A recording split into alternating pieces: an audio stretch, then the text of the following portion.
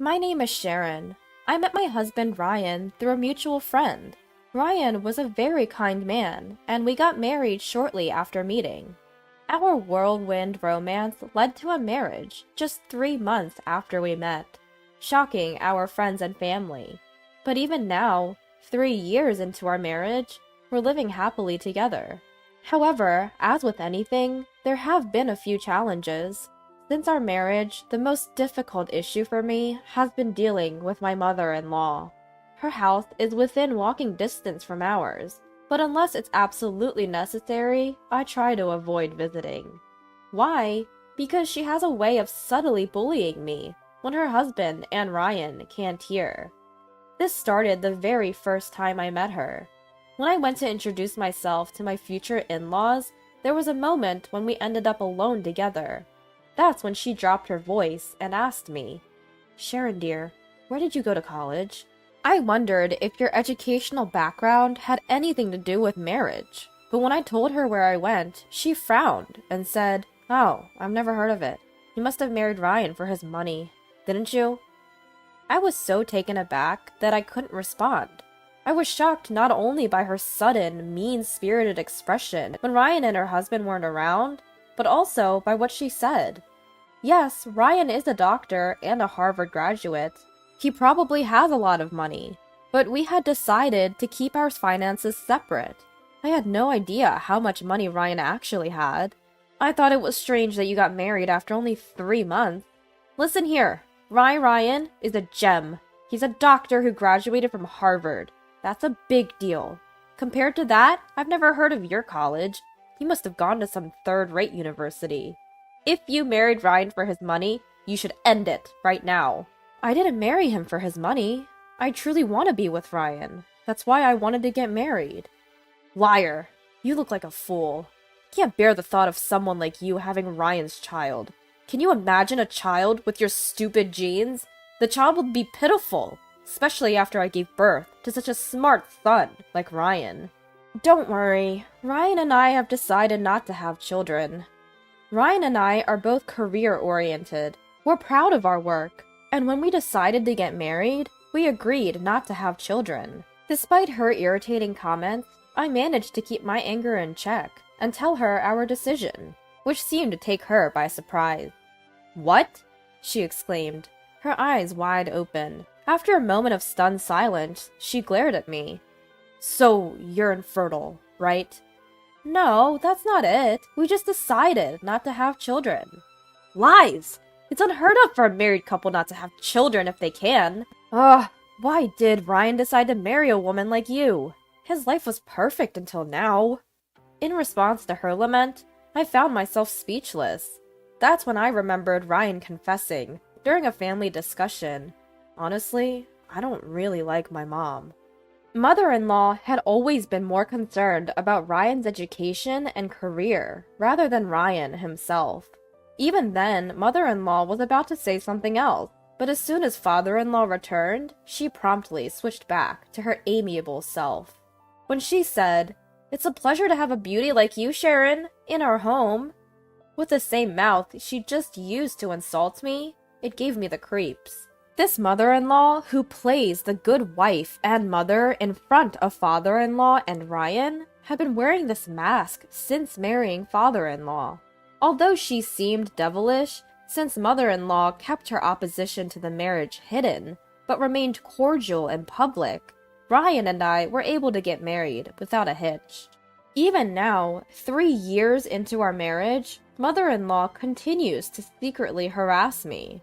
She had been bad-mouthing me to the neighbors, so when I went to the in-laws' house for some business, it deeply bothered me to see the neighboring ladies whispering about me. There was also a time when I went to visit mother-in-law because she was reportedly unwell, only to find her fit as a fiddle, using the absence of father-in-law and Ryan as an opportunity to lay into me.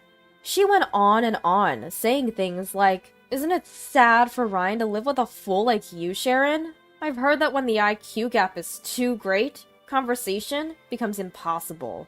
Can you two even communicate? I remember Ryan saying he didn't want kids. Are you infertile, or does Ryan not want to pass on your foolish genes? Either way, poor Ryan for marrying you, but the one I feel sorry for the most would be any child who gets those dumb genes. Good for you, Sharon, for being infertile. You always look like a fool to me since we first met. It's embarrassing to think that someone like you is my daughter-in-law. Please lower your face when walking around the neighborhood. It's disgraceful. Though I was quite irritated, I held my tongue and listened without retort. Not because I was a timid wife, but because I was waiting for the right time. The moment I was waiting for was mother-in-law's birthday. Every year on her own birthday, mother-in-law invites me and Ryan to her house and cooks for us. When is my birthday? It's not too much to ask for a meal together as a family, is it? It would be hard for her son Ryan to decline. We've been invited for meals on mother-in-law's birthday every year, this being the third time. For the first and second birthday celebrations, I thought, it's not fair to Ryan and father-in-law to put up with mother-in-law's behavior. I can handle it on my own. But my patience, which isn't particularly enduring, had reached its limit. At this year's birthday meal, just as we were enjoying the usual meal and chatting casually with drinks in hand, I took out my phone with a smile. Excuse me for springing this on you, but I've decided that today will be the last time I come here. Everyone was taken aback by what I said. Feeling a bit guilty for shocking not just mother-in-law, but father-in-law and Ryan too, I continued. Actually, I've been receiving quite a lot of nasty comments from mother-in-law behind my back, and I simply can't bear it anymore. Just seeing her face has been giving me hives recently. The stress is too much, so I've decided not to come to this house anymore. My father-in-law asked my mother-in-law, "Did you really say something?" Caught off guard, she quickly shook her head. I didn't say anything. I didn't say anything at all. Is it possible you misunderstood something, Sharon? She plastered on her usual smile, but her eyes didn't share the sentiment. I felt the pressure from her to keep silent, but I had no reason to comply. I reached for my phone lying on the table and played an audio recording. You, with no education, being the wife, it's unbearable. Day in, day out, the thought of you as the wife sends chills down my spine and brings nightmares. At the sound of the tirade coming from my phone, my father-in-law and Ryan were stupefied, while she turned as pale as a ghost. One after another, I played her hurtful words from my phone. I had been silently recording her tirades, waiting for the perfect moment to use them. Why the woman who can't even have children staying at home? Go outside and work for a change. You claim to work from home, but that's a lie, isn't it? Living off Ryan's money, you're nothing but a leech. Hey, Mom. The one who finally spoke up amidst the relentless stream of hurtful words was Ryan, his face as red as a beet. Why are you saying such terrible things to Sharon? And to think you said all this where Dad and I couldn't hear? That's just too devious. No, it's not true. It's all lies. Lies? With all this evidence, you think we're going to believe your excuses now? Faced with the anger of her beloved son, she seemed lost and confused, repeating over and over like a broken record. It's not true. It's all lies. In his rage, Ryan said to her, "You've been going on about education and calling Sharon stupid, but she's a Harvard graduate, just like me." What? She seemed so shocked she might topple over. But it's true. I'm a Harvard graduate. Well, when I asked Sharon about her college, she mentioned some university I've never heard of, she began, and I decided to use this opportunity to retaliate for all the times I'd remained silent. I attended a university in Japan because I wanted to further my Japanese studies after graduating from Harvard. It seems like you were unaware. Well, if that's the case, why didn't you say so? Even if I had told you that I graduated from Harvard, you were going to badger me about being infertile. Whether I retorted or not, if you were just going to keep criticizing me, I saw no point in defending myself. Also, you seem to think I was idling around at home, but I've been working all along. As I spoke, I pulled out a thick book from my bag. This was a book I decided to bring along today, despite its weight. Seeing her dumbfounded expression made me feel it was all worth it. It's sold in bookstores. Yes, it's a bestseller and will soon be adapted into a movie. The book is written by a Japanese author, and I'm the one who translated it. She had refused to believe I was working from home, but I've been a translator all along. Thankfully, I've received work from various places, and if you search my pen name online, you'll find numerous articles. I'm a fairly well-known translator. Seeing mother-in-law with her mouth agape, father-in-law, who had been silent for a while, softly spoke up.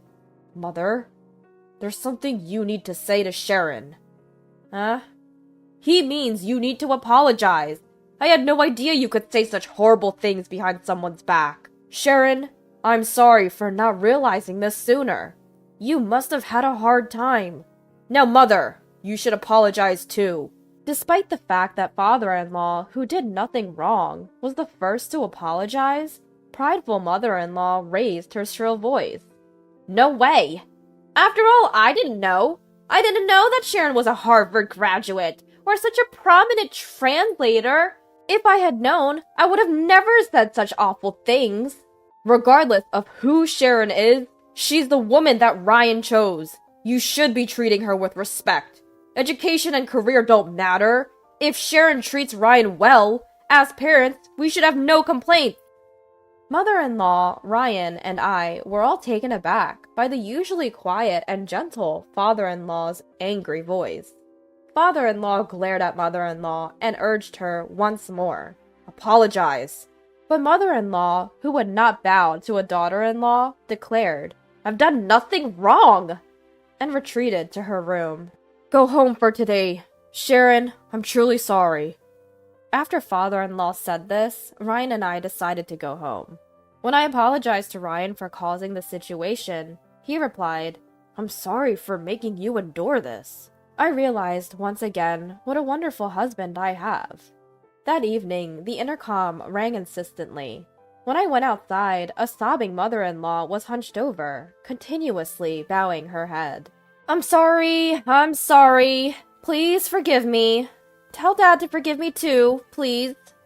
What happened?